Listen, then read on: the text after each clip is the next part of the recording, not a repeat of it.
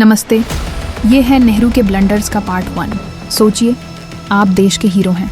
आपने इतिहास रचा, गांवों को जगाया और अहिंसा के हथियार से जीत हासिल की, और फिर भी आपको पीछे हटा दिया जाए। हाँ, ये सच है।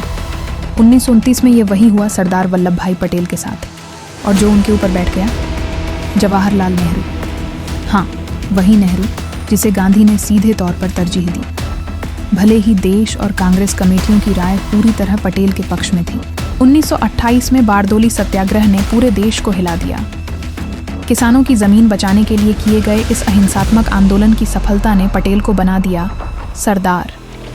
ये पहला मौका था जब गांधी का सिद्धांत अहिंसा और ग्रामीण जनसमूह को सक्रिय करना व्यवहार में सफल हुआ। नेहरू, उनके पास ऐसी कोई जमीन पर सिद्ध सफलता नहीं थी, फिर भी 1929 में कांग्रेस अध्यक्ष का पद नेहरू को मिल गया। क्यों? आचार्य कृपलानी ने लिखा, गांधी की पसंद राजनीतिक नहीं बल्कि व्यक्तिगत थी। नेताजी सुभाष बोस ने भी कहा, कांग्रेस में आम भावना यह थी कि सम्मान सरदार पटेल को मिलना चाहिए। यानी लोकतंत्र और योग्यता दरकिनार कर व्यक्तिगत पसंद और परिवारवाद ने तय कर दिया कि कौन बनेगा नेता, और इसमें पीछे कोई नहीं था। नेहरू का पिता मोतीलाल नेहरू, जिसने खुद 1928 में कांग्रेस अध्यक्ष की कुर्सी संभाली थी, ने सक्रिय रूप से अपने बेटे के लिए गांधी से लॉबी की।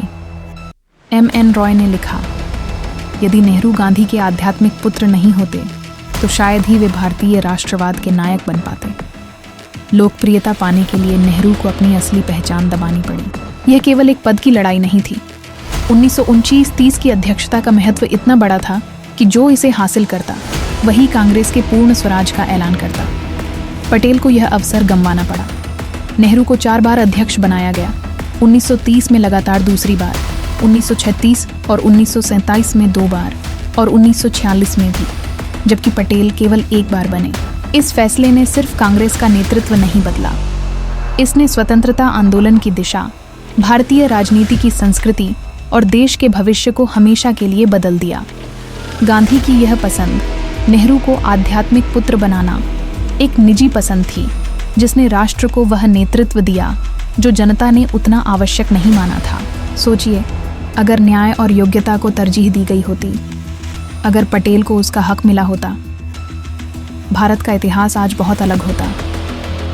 लेकिन ऐसा नहीं हुआ, और यह तो सिर्फ शुरुआत थी, क्योंकि इसी पसंद ने अगले कई दशकों में देश को गहराई तक प्रभावित किया। नेताओं की पकड़ बदल दी और राजनीतिक खेल के नियम हमेशा के लिए बदल दिए। पार्ट 2 में हम देखेंगे कि कैसे नेहरू की यह पहली बड़ी छलांग स्वतंत्रता आंदोलन और आज़ाद भारत के निर्माण में और भी बड़े उलझनों को जन्म देती रही।